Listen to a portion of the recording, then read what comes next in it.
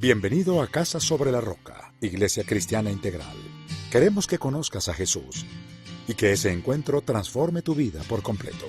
El 2018 es el año de la Reforma Integral y hoy Dios tiene un mensaje especial para ti. Es tiempo de disponer tu corazón. Bienvenido.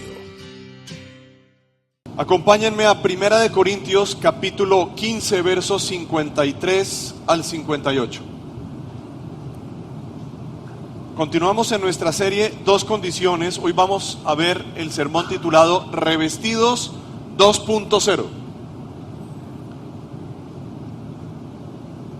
Dice así, yo se los voy a leer, quiero que presten especial atención, luego oraremos buscando la guía del Espíritu Santo como siempre. Porque lo corruptible tiene que revestirse de lo incorruptible y lo mortal de inmortalidad. Cuando lo corruptible se revista de lo incorruptible y lo mortal de inmortalidad, entonces se cumplirá lo que está escrito: la muerte ha sido devorada por la victoria. ¿Dónde está, oh muerte, tu victoria? ¿Dónde está, oh muerte, tu aguijón? El aguijón de la muerte es el pecado, y el poder del pecado es la ley. Pero gracias a Dios que nos da la victoria por medio de nuestro Señor Jesucristo. Por lo tanto, mis queridos hermanos, manténganse firmes e inconmovibles, progresando siempre en la obra del Señor, conscientes de que su trabajo en el Señor no es en vano.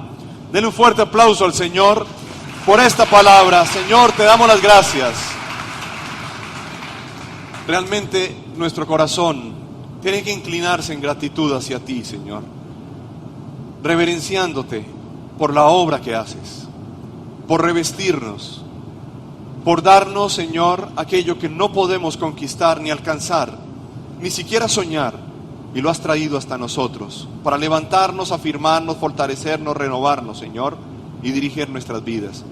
Te pido que hoy nuestros entendimientos, corazones, atención, estén plenamente enfocados en ti, para ser, Dios mío, fortalecidos y revestidos por tu gran amor y tu palabra. Que tu Espíritu haga la obra en nosotros, trayendo la convicción también en aquellas áreas donde necesitamos ser alumbrados por ella. En Cristo Jesús te lo pido, amén y amén. Seguramente ustedes han visto en algún centro comercial, en alguna calle, a una novia arreglándose para el matrimonio, saliendo de la peluquería. Básicamente, ¿por qué la puede uno identificar? Unas largas pestañas, ojos profundos, bien maquillados, cejas claramente delineadas, un maquillaje impecable, perfecto. Gran cantidad de ganchos en su cabeza, asegurando unos rulos en la parte posterior de la nuca.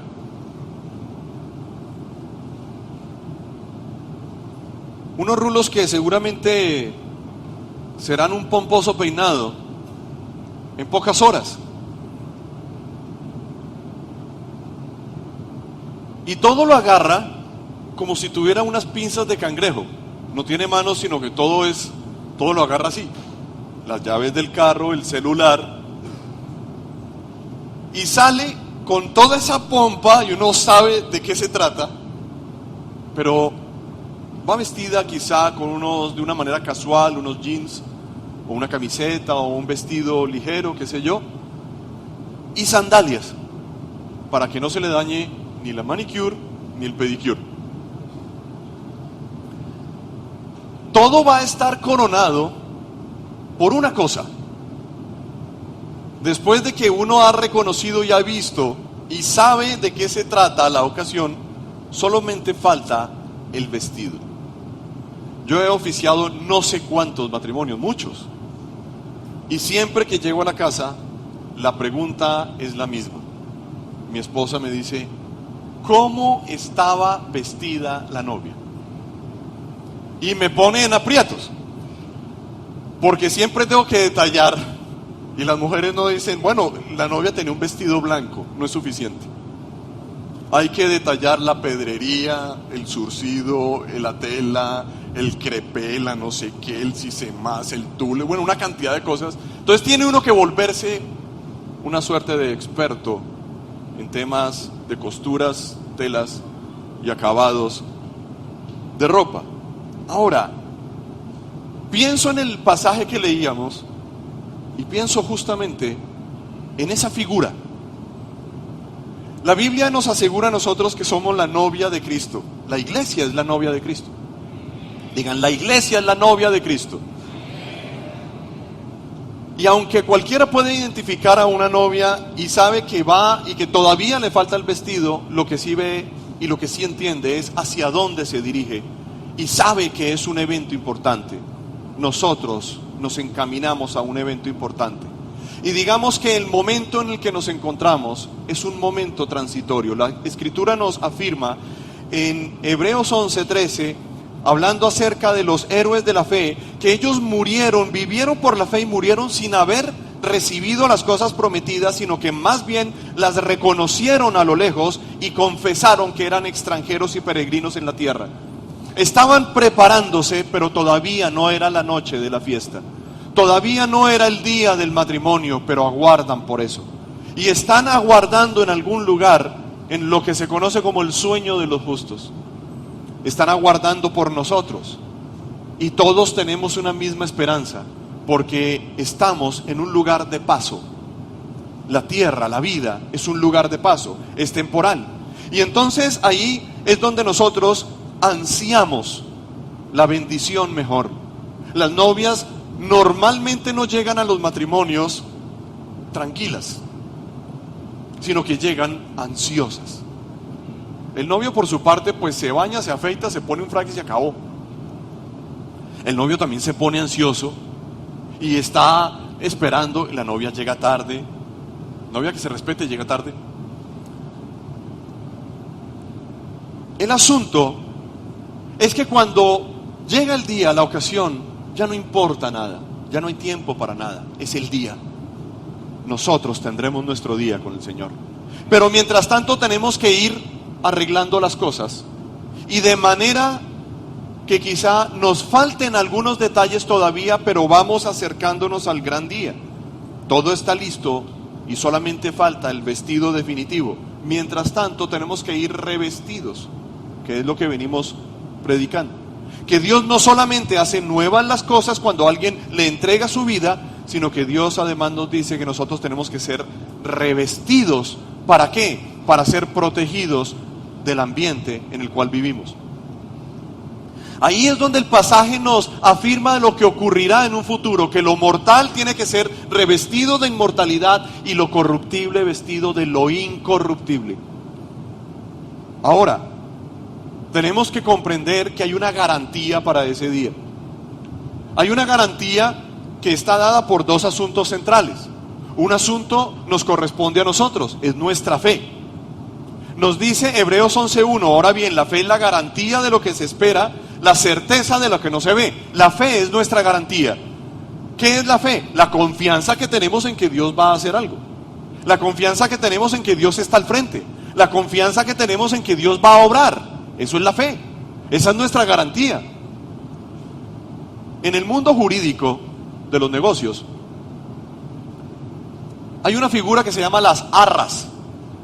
Y las arras es un compromiso, es una garantía que yo como comprador pongo sobre la mesa para asegurarle a la persona con la que estoy negociando que yo tengo palabra y que esto va a cumplir. Yo no voy a perder esas arras. Si le pasa algo al negocio, esas arras se pierden y nadie quiere perder plata. Entonces, las arras son una garantía. La fe es las arras del creyente, es lo que el creyente pone. Pero no se trata solamente del creyente, se trata también del otro lado de la mesa en donde está Dios. Dios también nos ofrece una garantía. Y la garantía que Dios nos ofrece es el Espíritu Santo en la vida del creyente. Yo le digo al Señor, yo pongo mi fe, Dios dice, yo pongo el Espíritu.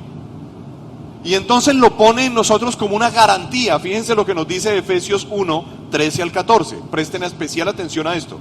En él también ustedes, cuando oyeron el mensaje de la verdad, el evangelio que les trajo la salvación y lo creyeron, fueron marcados con el sello que es el Espíritu Santo prometido. Dile a quien tienes al lado, si es así, yo estoy marcado con el sello del Espíritu. ¿Sabes qué sigue diciendo en el verso 14? El Espíritu Santo, garantiza nuestra herencia hasta que llegue la redención final del pueblo adquirido por Dios para alabanza de su gloria.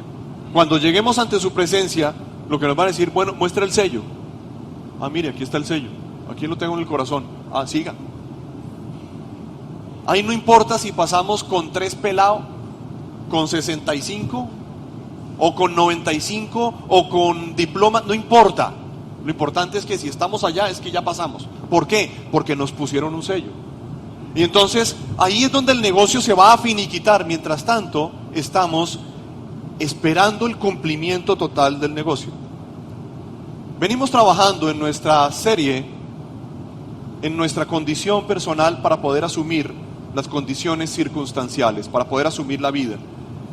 Y para ello hemos visto que Dios, ¿qué hace? Cuando le entregamos nuestra vida, nos renueva. Si alguno está en Cristo, es una nueva creación, las cosas viejas pasaron, todas son hechas nuevas. Pero Dios no solamente nos renueva, sino que nos dice, uy, tú necesitas un refuerzo. Y entonces nos fortalece a nosotros. Nos fortalece por medio de herramientas que tenemos que usar. Hay una responsabilidad, siempre en esto hay una responsabilidad personal. Entonces nosotros hacemos uso de las herramientas poderosas en la oración, buscamos la sabiduría de Dios, leemos la palabra, nos congregamos, cumplimos con la obediencia, buscamos sabiduría donde nosotros no lo sabemos y nos ejercitamos sabiendo que tenemos la mente de Cristo, una mente poderosa. Pero no nos deja ahí. Una vez renovados y con las herramientas para ser fortalecidos, nos dice, estás puesto en un lugar que se corrompió. Eso es el mundo. Un lugar que se quebró, se dañó. Entonces, hay unas características medioambientales del mundo que pueden atentar contra tu bienestar, tu estar bien. Entonces necesitas un revestimiento. Y vimos en el sermón el domingo anterior que Cristo nos reviste a nosotros, pero que tenemos una responsabilidad nosotros mismos de despojarnos de la vieja naturaleza, renovar nuestra mente y revestirnos en una nueva naturaleza que implica ¿qué? Un lenguaje renovado, un carácter renovado, unas costumbres, hábitos renovados, una vida social renovada, una vida espiritual renovada y una identidad renovada. Eso me permite llegar al punto que nos ocupa hoy. ¿Cuál es la voluntad de Dios? La voluntad de Dios para nosotros es, una vez que estamos en el punto en donde nos hallamos, revestir lo corruptible con lo incorruptible. ¿Qué quiero decir con eso? Hay cosas que Dios ha hecho, o lo que ha hecho de manera fundamental, repito, es bueno. Nos dice el libro del Génesis, en los inicios, que cuando Dios hizo la luz, vio Dios que la luz era buena, y luego hizo el día y la noche, y vio que el día y la noche era buena, y el día tercero, el día cuarto, el día quinto, y de repente cuando hace al hombre, no dice lo que venía diciendo que era bueno, que la luz era buena, que la creación era buena, sino que cuando crea al hombre, dice que era bueno en gran manera. ¿Sí? Y entonces nos manifiesta de esta forma que estamos de alguna manera diferenciados como seres humanos del resto de la creación, que es de la creación de Dios. Entonces yo tengo que llegar a comprender algo, que Dios va a cuidar, quiere cuidar, y su intención es cuidar que lo que Él ha levantado sea mantenido en el estado en que Él lo levantó. Y por eso nos reviste. Al hacerlo, nos permite saber que nos está preparando para lo eterno, que aún faltan cosas por llegar, que aún tenemos unos caminos llenos de riesgos, de peligros, de circunstancias, pero que nosotros estamos preparados para asumirlos. Y quiero entonces aquí que prestemos especial atención a la palabra corruptible. Hay dos cosas de lo que nos habla. Hay algo corruptible frente a lo incorruptible y algo mortal frente a lo inmortal. Algún día vamos a estar de manera incorruptible y viviendo de manera eterna. La vida eterna arranca cuando nosotros iniciamos. No somos eternos, somos sempiternos. ¿Sí? No venimos desde un inicio, sino que fuimos creados, pero estamos destinados a la eternidad en Cristo. Pero también tenemos el asunto del ser corruptibles. Fíjate en esa palabra. El que nosotros como seres humanos seamos corruptibles nos habla primero, no podemos decir, uy, es increíble. No, no es increíble. Lo primero que tenemos que entender es que como seres humanos estamos expuestos. Pero lo que Dios creó es bueno. Es bueno en gran manera lo que Dios hizo con nosotros. Pero como estamos en un ámbito difícil, nuestra forma, nuestra calidad, nuestra cualidad puede sufrir deterioro, puede sufrir alteración, puede sufrir un cambio si no estamos pendientes, advertidos y atentos. Y cuando eso sucede, cuando se pierde la forma, cuando somos manipulados, maleados, entonces el propósito se daña, se corrompe, se desdibuja y nos volvemos caricaturas de lo que Dios quiere hacer con nosotros. Efesios 2:10 nos afirma: porque somos hechura de Dios, creados en Cristo Jesús para buenas obras. Todos y cada uno de nosotros están preparados, están por naturaleza inclinados a hacer lo bueno, a hacer cosas buenas. Cuando nosotros hacemos algo bien, cuando ayudamos a alguien, cuando desarrollamos nuestros dones y talentos, nos sentimos llenos. Cuando nosotros vivimos de una manera errática, nos sentimos inconformes, nos sentimos frustrados. ¿Por qué? Porque estamos diseñados para las cosas buenas, para las buenas obras. Ahora, repito que somos la obra de Dios y que todo lo que Dios hace es bueno. Digan, todo lo que Dios hace es bueno. Y yo soy hecho por Dios. La intención de Dios entonces, al hablar de que es necesario que lo corruptible se vista de lo incorruptible para que no sufra cambios, para que no sufra deterioros, para que no sufra alteraciones, nos muestra que el propósito de Dios es darnos protección. Dile que tienes ahí al lado, Dios te quiere proteger. Él protege lo que Él mismo ha creado.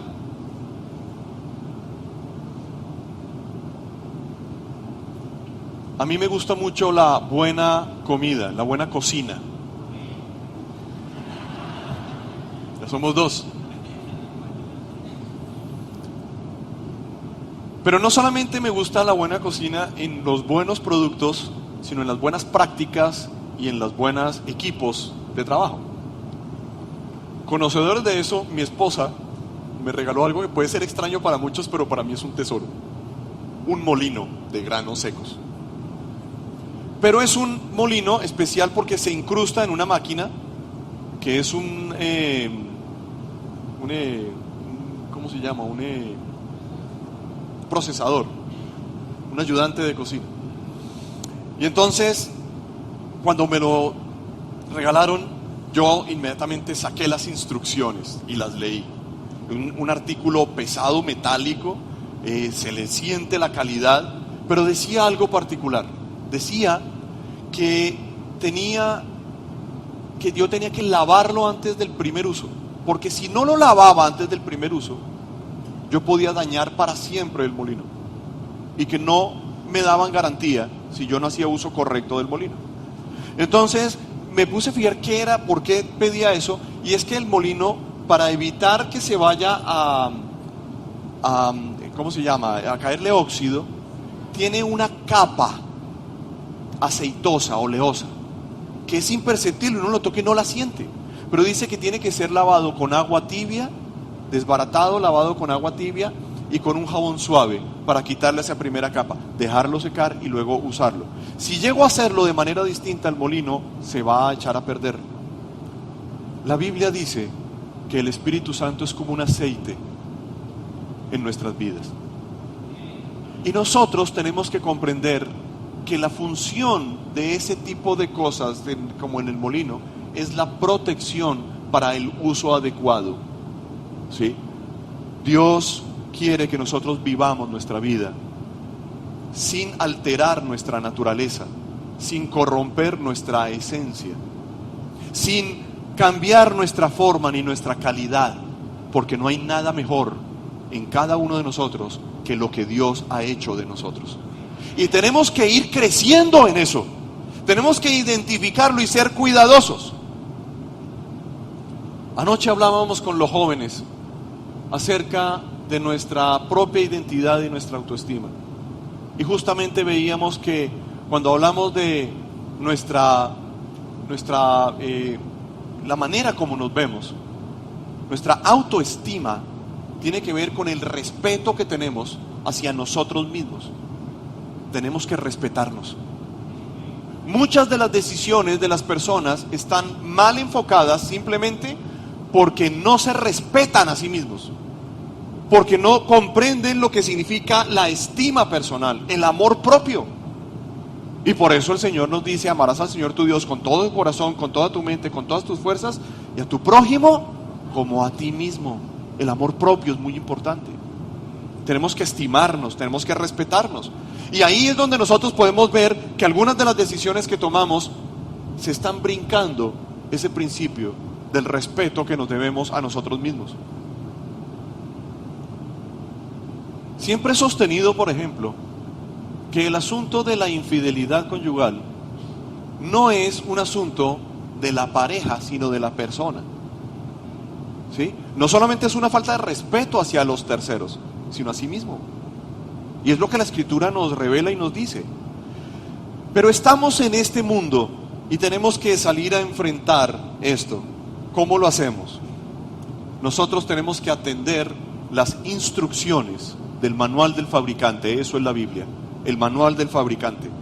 Ahora, ¿cómo? En Efesios 6:10 nos dice: por último, fortalézcanse con el gran poder del Señor, pónganse toda la armadura de Dios. Cuando hablamos de una armadura, fíjense, estamos hablando de un revestimiento único, un revestimiento que viene de Dios, lo fabricó y lo entregó para nosotros. No sé si ustedes han ido a algún castillo alguna vez, yo he estado en 3, y han visto, bueno, uno de esos castillos es el castillo de Disney, de las princesas de Disney. Tengo una hija que asistió a un desayuno con las princesas. El asunto es que en esos castillos uno encuentra las armaduras y sabe de qué se trata. Una armadura, tenemos en nuestra cabeza el concepto claro. Cuando hablamos de esta armadura, estamos hablando de un anticipo hoy, en tu día a día, en tu domingo, en tu lunes, en tu martes, miércoles, jueves o viernes, en tu enero o febrero, en tu 2018 o 2019, los años que vengan.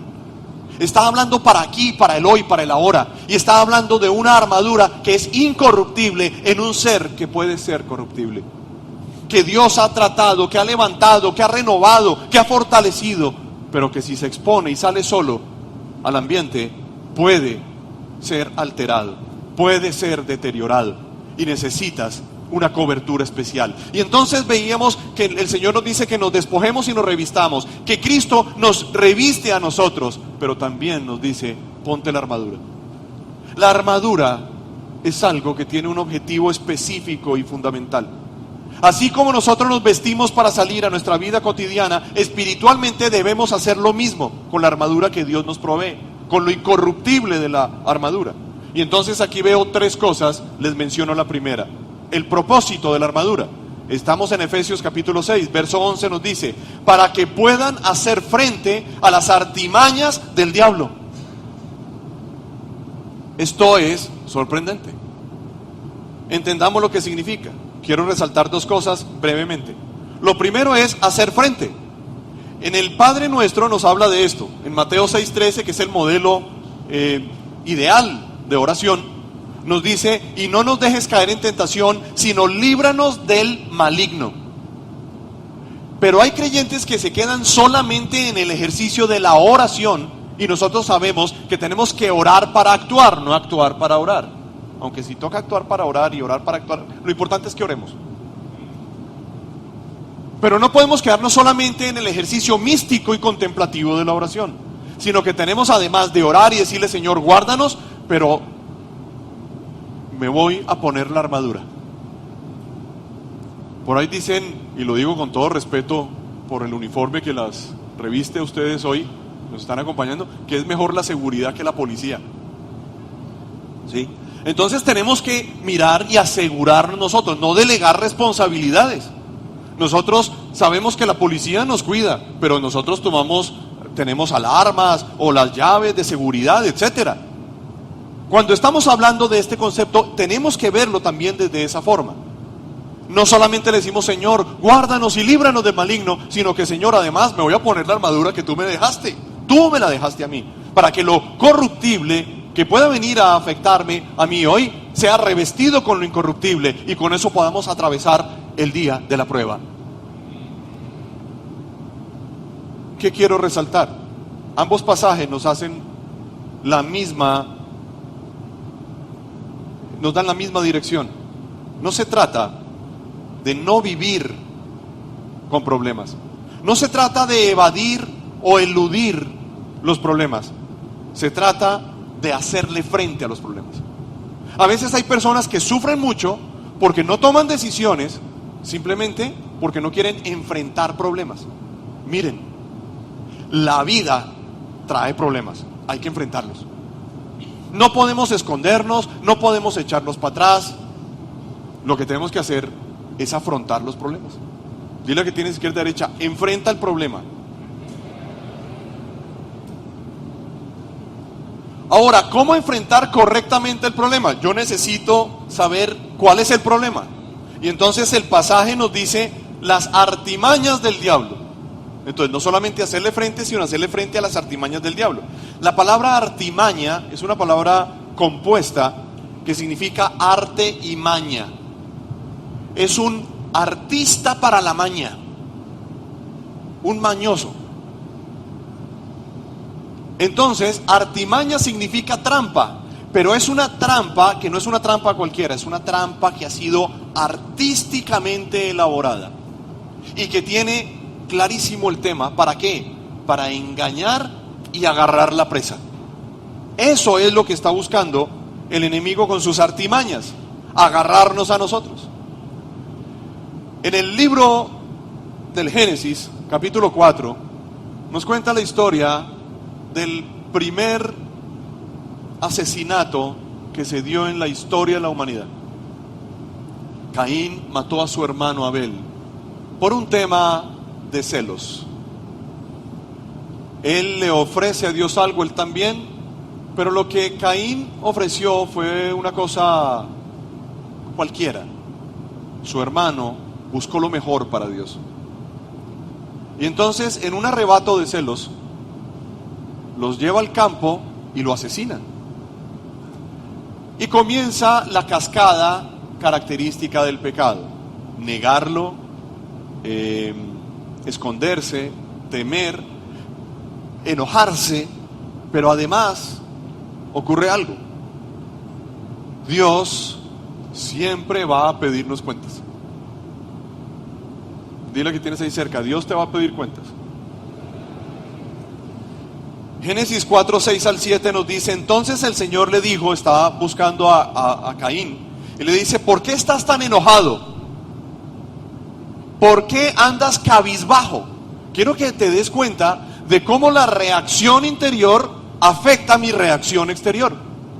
Y entonces él está por dentro y por fuera corrompido. Cambió su forma. ¿Qué le pasó a Caín? Caín hizo algo. Caín no está en forma. Caín no está expresando como lo que él es. Caín está encorvado, anda cabizbajo, está enojado todo el tiempo. ¿Qué pasa con él?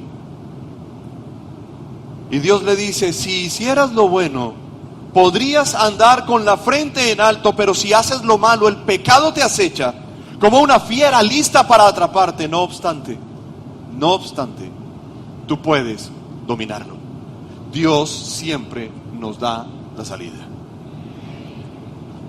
Básicamente, para enfrentar y dominar las artimañas del diablo, lo que tenemos es no caer en engaño. Lo que tenemos que hacer es no caer en el engaño. Un engaño es creer que algo falso es verdadero, que algo que es mentira es la verdad. Y entonces es donde nosotros empezamos a echar a andar y aceitamos la máquina cerebral pensando en los supuestos, las suposiciones. Suponemos, eso debe ser que sí, sí señor, eso fue, claro, échenlo. Oiga, pero ¿qué pasó? No quiero saber nada. Y nos comemos enteritos los engaños. Dile que tienes al lado, no te dejes engañar. Ahora, no se cae en engaño conociendo la verdad. No se cae en engaño viviendo la verdad. Y te quiero decir, podemos ser desviados, podemos ser distraídos, podemos ser tentados en el camino de la vida. Pero el propósito siempre tiene que ser hacerle frente a las circunstancias y no dejarse engañar, volver a coger rumbo, antes de que las cosas se pongan peor. Si me van siguiendo, regálenme un amén, por favor. Ok. Les dije que eran 3 puntos. El segundo es el entendimiento. Ya vimos en primera instancia el propósito. Segundo, el entendimiento. Nos dice Efesios, continuamos en Efesios 6, verso 12. Porque nuestra lucha no es contra seres humanos. Dile que tienes al lado, la pelea tuya no es conmigo. No le digas eso, mentiras. Dile, mi pelea no es contigo. Porque nuestra lucha no es contra seres humanos, sino contra poderes, contra autoridades, contra potestades que dominan este mundo de tinieblas, contra fuerzas espirituales malignas en las regiones celestiales. La pelea, queridos, no es conmigo. ¿Sí? No peleen conmigo. No pelees con las demás personas. Uno puede estar en desacuerdo con la actitud de una persona, con la acción de una persona, definitivamente. Y eso obliga a tomar decisiones. Pero tenemos que ser espirituales y entender qué es lo que está pasando. Porque esa persona puede estar tomando decisiones o acciones o actitudes equivocadas simplemente porque está siendo engañada, porque no está comprendiendo algo. Algo no está comprendiendo. Entonces yo tengo que saber hasta dónde voy a permitir que el engaño de esa persona afecte lo mío. Mi tranquilidad, mi paz, mi familia, mi patrimonio, mi hogar, mi fe, mi salud, etc. ¿Sí? Ahí yo tomo decisiones. Pero tengo que entender que no se trata de esa persona, porque si no yo voy a salir a enredarme en una puñera con esa persona. Y no se trata de eso. No se trata de eso. A veces uno ve situaciones en la calle. Entonces que el uno cierra al otro y el otro lo adelanta y se bajan y se amenazan y se gritan y no sé qué. ¿Qué está detrás de todo eso? ¿Qué hay detrás de esas grandes frustraciones? Engaños. ¿Sí? Nos dejamos engañar y caemos en las artimañas y terminamos afectados por tonterías. Y así pasa todos los días. Entonces caemos en el tercer y último capítulo, la armadura. Verso 13, estamos en Efesios 6. Por lo tanto, pónganse toda la armadura de Dios para que cuando llegue el día malo puedan resistir hasta el fin con firmeza. A nosotros no nos llega un mensaje de texto cuando nos despertamos, un chat diciéndonos, ponte la armadura que hoy va a ser un día malo. Nosotros salimos muchas veces y no tenemos ni idea cómo va a ser el día. Y uno se levanta, uy, esto va a estar bueno, y resulta catastrófico. O hay días donde uno cree que va a estar terrible y resulta una belleza de día. Pero lo que nos dice la escritura es, por si las moscas, póngase la armadura.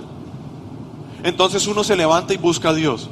Señor, no nos dejes caer en tentación, sino líbranos del maligno. Y además me voy a poner la armadura. Entonces se pone uno el traje y queda arreglado. La palabra armadura viene de una palabra del latín que significa refuerzo de metal. Al ser revestidos de lo incorruptible que es la armadura de Dios, un ser corruptible como somos nosotros, pero que queremos agradar a Dios, ¿o me equivoco? ¿Me equivoco? ¿Amén? ¿Amén? ¿Sí estamos de acuerdo en que usted se equivoca? No. Digan, queremos agradar a Dios. Pero el asunto es que nosotros libramos unas batallas y a veces decimos, ¿por qué termino haciendo otra vez esto? Tal vez te quedaste solo en buenas intenciones, o te quedaste solo en una buena oración y no te pusiste la armadura. Vamos a vestirnos, a revestirnos como corresponde a un hijo de Dios. Y así vamos a ver a Dios obrando con poder en nuestra vida también. ¿Sí? Entonces, al ser revestidos por la armadura, somos protegidos y somos reforzados. Veámoslo. Voy a mencionar los ítems de la armadura con un soporte bíblico y voy a ir avanzando, pero atesórenlo, ojalá que lo puedan anotar. Lo primero es firmes en la verdad, es la primera parte de la armadura. Verso 14 nos dice, manténganse firmes, ceñidos con el cinturón de la verdad. Lo primero que tenemos que hacer es amarrarnos los pantalones. Dile que tienes a la izquierda, derecha, amárrate los pantalones.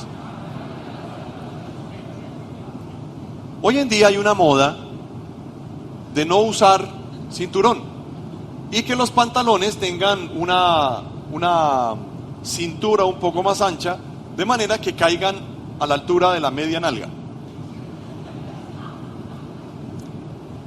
Pues yo no quiero, no es la moda que yo uso, quiero hacer la primera salvedad. Segunda salvedad, yo no me imagino una emergencia de tener que salir corriendo con un pantalón de esos, o de brincar con un pantalón de esos. No me la imagino, no sé cómo hace. De pronto alguien que lo use me puede explicar e ilustrarme. Pero nosotros, cuando vamos a emprender algo, tenemos que alistarnos. Ustedes han visto cuando alguien va a hacer una tarea y se arremanga, ¿sí? Está alistándose. Ceñirse es alistarse para el día, alistarse para enfrentar la vida. Eso es lo que significa. Entonces nos dice, manténganse firmes, ceñidos con el cinturón ¿de qué? De la verdad. Entonces yo lo que necesito es mantenerme en la verdad, firme en la verdad, ceñido por la verdad. ¿Y cómo conozco la verdad? Leyendo la Biblia. ¿Sí? Ahí es donde yo voy y leo, y leo, y leo, y leo, y leo, y leo. En Juan 8:32 nos dice, conocerán la verdad, y la verdad los hará libres. ¿Qué es lo que nos está diciendo? Que la verdad trae libertad. ¿Qué significa eso? Que entre más conozcas la verdad, menos expuesto vas a estar al engaño. A veces la gente trata de conocerse todos los recodos, intríngulis de todas las cosas malas para no caer, para que no les metan los dedos en la boca. Eso no es necesario. ¿Sí? Nosotros lo que tenemos que ser expertos no es en las artes de las mañas de los demás, sino ser expertos en la verdad. ¿Sí? Entonces no necesitamos andar hurgando en cómo es que se está moviendo el mundo de las tinieblas, que eso a veces es una tendencia muy evangélica, lastimosamente. Es todo cómo obra el diablo en lugar de cómo es que obra Dios. Y yo lo que necesito es moverme en el conocimiento de Dios. Con eso, cuando se me cruza el engaño, usted no tiene entrada aquí. Un momentico, para afuera. ¿Para afuera? ¿Qué? ¿Para afuera? Y se acabó el tema. Entre más conozcas la verdad, menos expuesto al engaño vas a estar. Lo segundo es protegidos por la justicia. Es lo segundo. En el verso 14 sigue diciendo, protegidos por la coraza de justicia. Esto es un concepto muy jurídico, muy legal de nuestra fe. Nosotros somos hechos por Dios justos. Bueno, yo por lo menos, no sé ustedes entonces, pero yo soy un justo.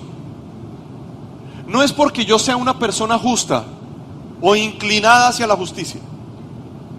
Es porque, siendo injusto, cuando tenía que responder en el tribunal frente al juez y se había declarado culpable, iban a dictar la sentencia contra Camilo por todas sus injusticias, en ese momento un personaje casi anónimo para muchos entre el público se levantó. Este personaje de cabello largo, barba espesa, ojos arcos penetrantes, de piel curtida, dijo: un momento, quiero tomar el lugar de Camilo. Y todo el mundo se sorprendió. ¿Quién va a querer ir a morir en lugar de Camilo? Yo quiero hacerlo. Quiero que Camilo tome mi lugar.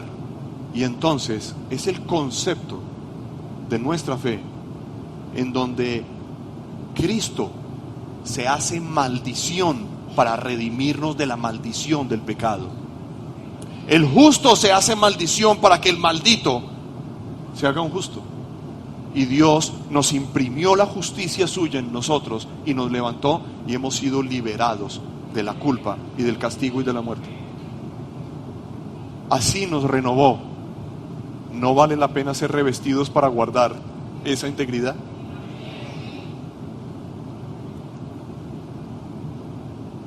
Romanos 1:17 nos dice: de hecho, en el Evangelio se revela la justicia que proviene de Dios, la cual es por fe de principio a fin, tal como está escrito: el justo vivirá por la fe.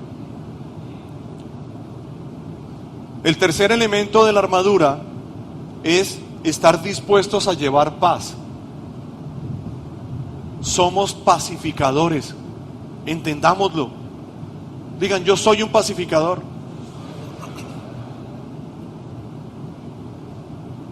Nosotros lastimosamente entendemos mal el concepto de justicia. Entonces vivimos reclamando cosas. Pero bueno, estamos en una época sobre todo de apasionamientos.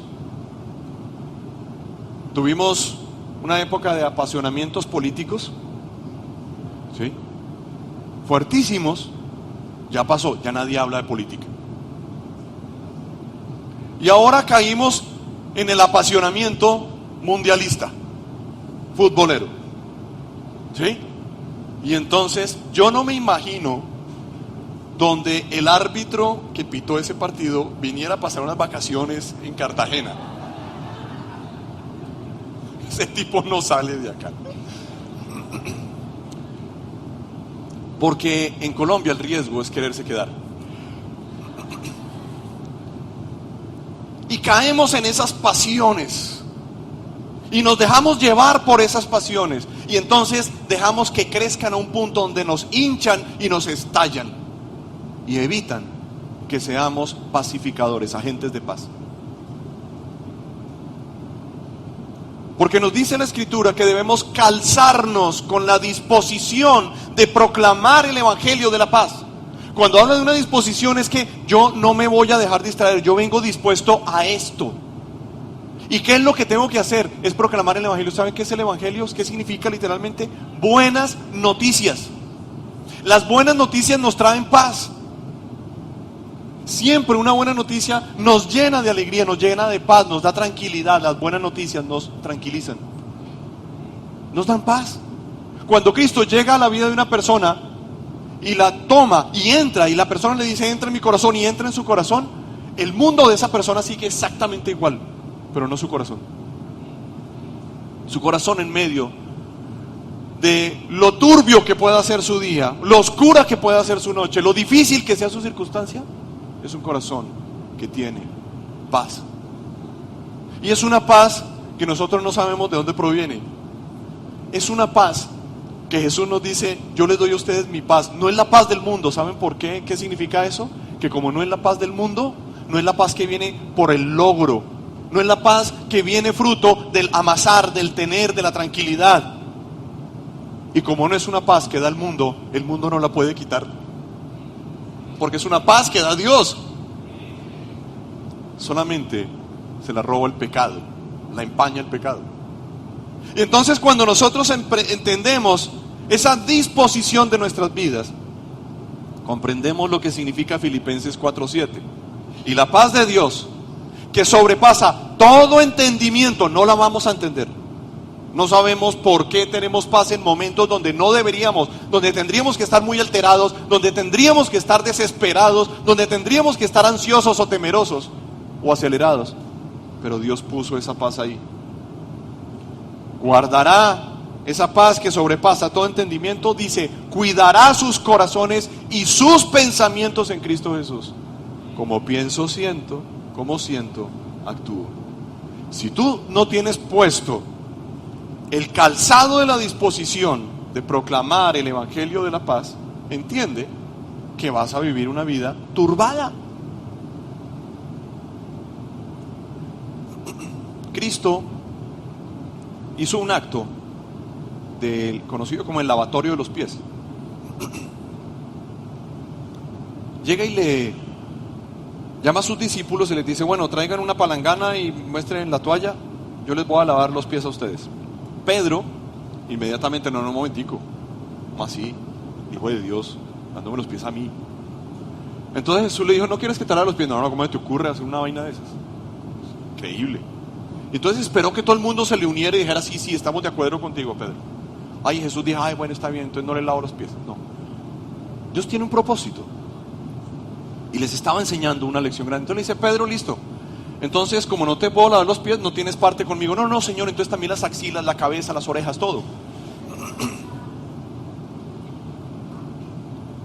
El Señor le dice, Pedro era el más exagerado, es decir, si no va de un lado para el otro, todos los extremos, ¿no? Como nosotros. Y entonces le dice, mira, Pedro, ustedes ya están limpios por la palabra que yo les he hablado. Solamente necesitan que le lave los pies. ¿Sabes por qué?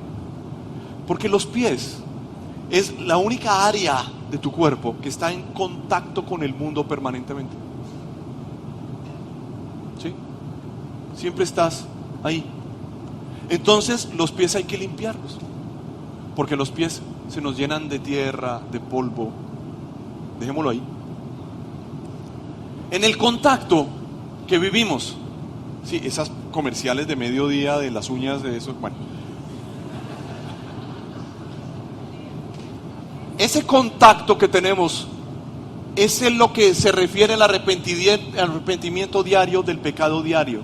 Entonces no podemos ser petristas. Bueno, estoy hablando de Pedro.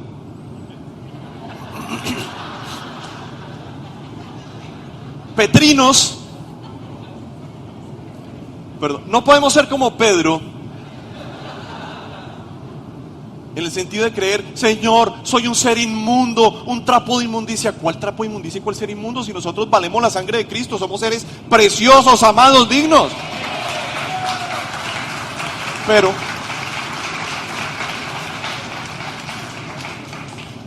se nos empuercan los pies. Señor, vengo hoy a lavar mis pies en tu gracia. Hoy me pasó esto, Señor. Hoy vengo dispuesto a que esa paz que has sembrado en mi corazón, a no tener un rabo de paja para no ir y llevarle a los demás, porque como yo también libro esa batalla, entonces mejor me quedo callado, mejor no digo nada, mejor no resuelvo, mejor no me dispongo, mejor no me intenciono en eso, sino que vengo a librar la batalla contigo. No puedes salir a la calle desvestido. Tienes que salir revestido. Ya tenemos los zapatos, ya tenemos el cinturón con los pantalones bien amarrados. Ya tenemos la coraza de la justicia que protege todos nuestros órganos vitales, nuestras entrañas, nuestros pulmones, nuestro corazón. La cabeza tiene un cascarón bien duro. Entonces esa es otra cosa lo que necesitamos. Pero luego pasamos al siguiente ítem de la armadura: defendidos por la fe. El verso 16 nos dice, además de todo esto, tomen el escudo de la fe con el cual pueden apagar todas las flechas encendidas del maligno. La intención de Satanás para engañarte es tirarte cositas pequeñas para distraerte. ¿Sí? Táquete, táquete, táquete. Pequeñitas. ¿Sí? Pequeñitas. Que te quite el sueño, que te produzca cansancio, que te distraiga. Porque si tú abres una pequeña brecha, por ahí mete los dedos y rasga y rompe. Y ya ahí sí entra y hace cualquier cosa.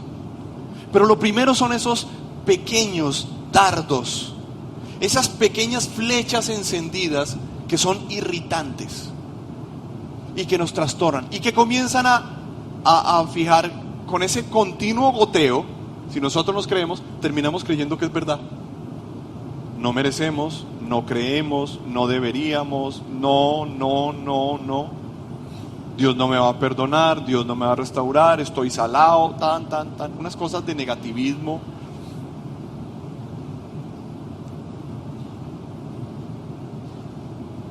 En Proverbios 18:10, en la Reina Valera, dice: torre inexpugnable es el nombre del Señor, a ella corren los justos y se ponen a salvo. Nosotros necesitamos comprender lo que significa el escudo.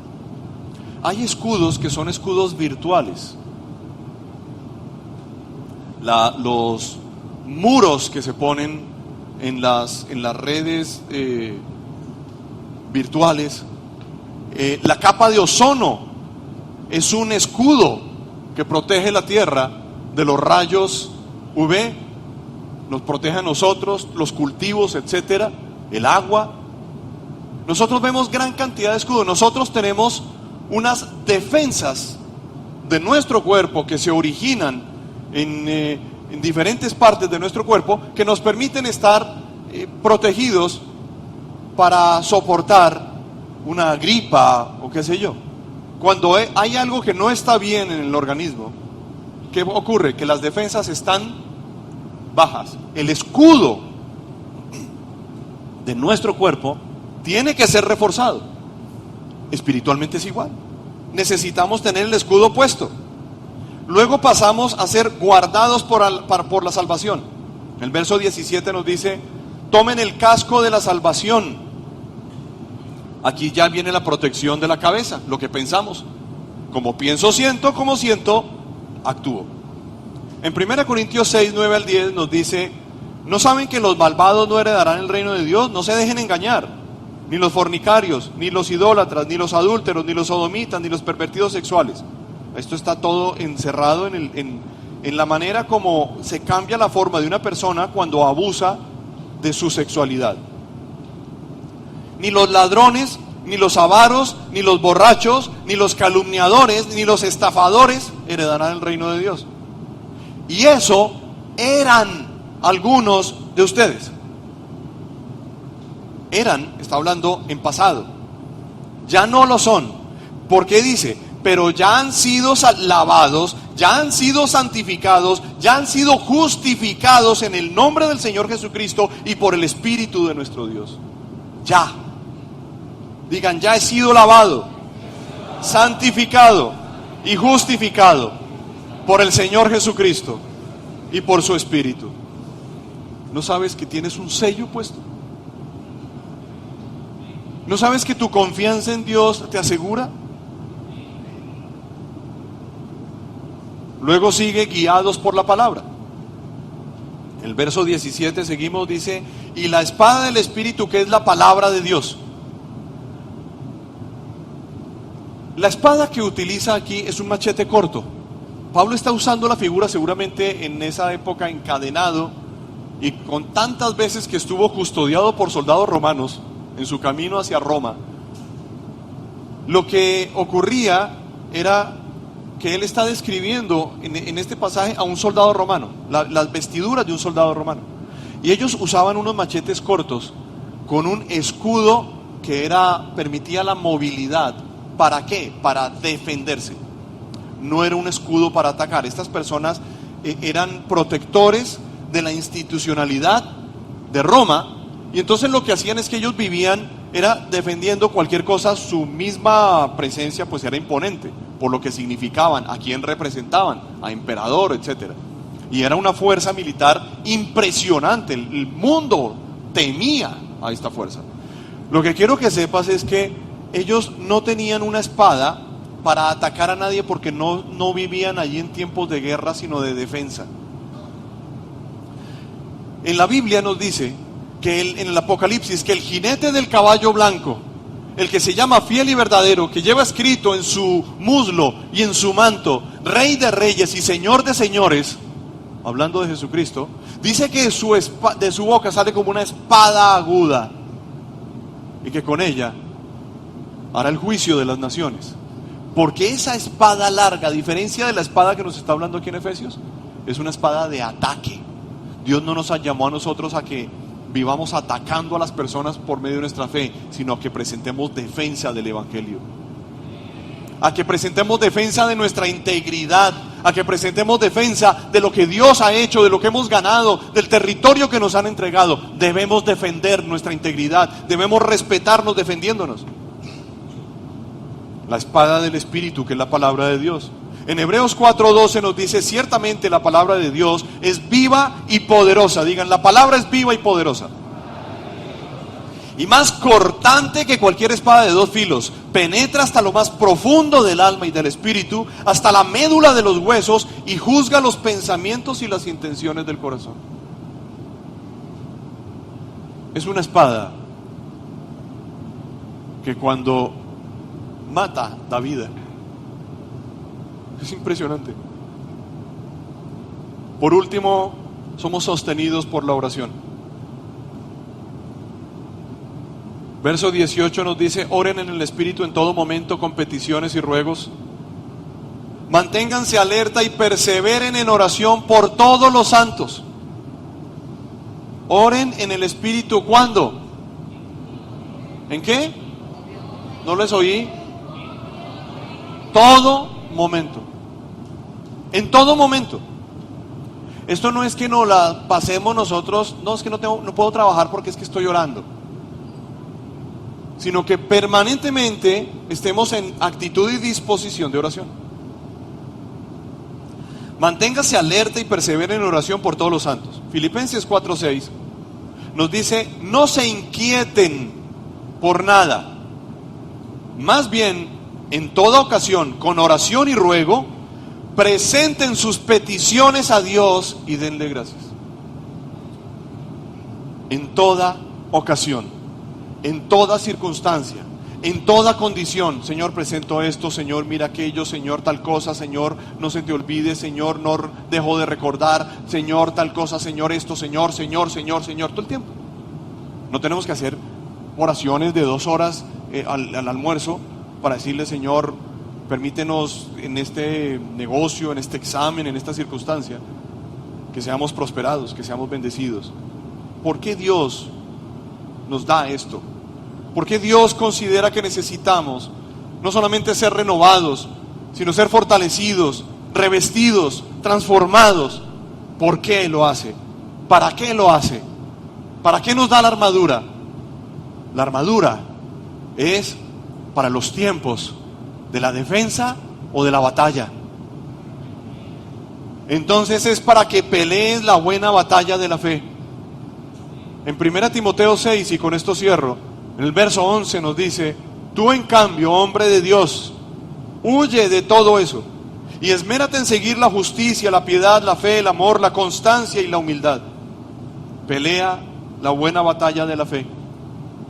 Haz tuya la vida eterna, a la que fuiste llamado y por la cual hiciste aquella admirable declaración de fe delante de muchos testigos. Teniendo a Dios por testigo, el cual da vida a todas las cosas, y a Cristo Jesús, que dio su admirable testimonio delante de Poncio Pilato, te encargo que guardes este mandato sin mancha ni reproche hasta la venida de nuestro Señor Jesucristo, el día de la fiesta, la cual Dios a su debido tiempo hará que se cumpla. Al único y bendito soberano, Rey de reyes y Señor de señores, al único inmortal que vive en luz inaccesible, a quien nadie ha visto ni puede ver, a Él sea el honor y el poder eternamente. Amén. Sabemos que Dios llegó a tu corazón con una palabra especial. Repite en voz alta, después de mí, esta sencilla oración. Amado Jesús, te doy gracias. Reconozco que soy pecador, pero también reconozco que tú, Jesús, eres Dios, que te hiciste hombre, moriste y resucitaste. Te abro la puerta de mi corazón. Haz de mí la persona que tú quieres que yo sea.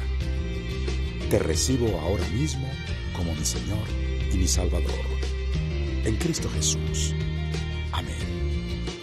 Si acabas de hacer esta oración, la palabra de Dios dice que naciste de nuevo, que eres una nueva persona.